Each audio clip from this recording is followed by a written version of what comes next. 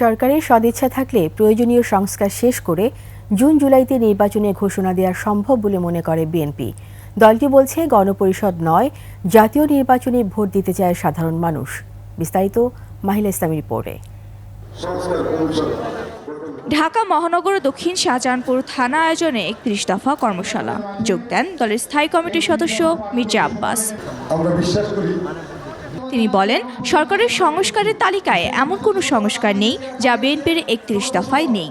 ৩১ দফা কর্মসূচি যেটা আছে, আমাদের কার্যক্রম যেটা আছে, এটাকে এই সরকার কিছুটা এদিক ওদিক করে হলেও সংস্কার কাজ দ্রুত শেষ করে দিতে পারে এবং দ্রুত জুন জুলাইয়ের মধ্যে নির্বাচনের ঘোষণা ওনারা দিতে পারেন।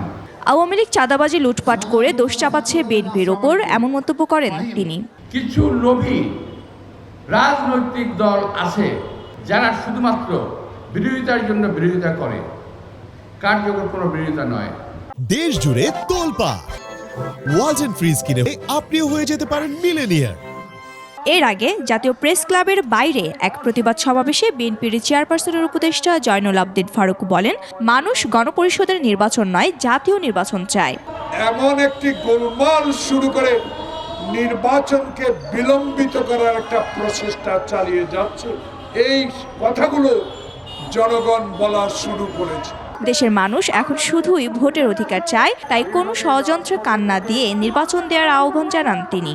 আপনাকে অনতি বিলম্বে একটি নির্বাচনের ম্যাপ দেওয়া উচিত। মাহিলা ইসলাম, ২১ টেলিভিশন, ঢাকা।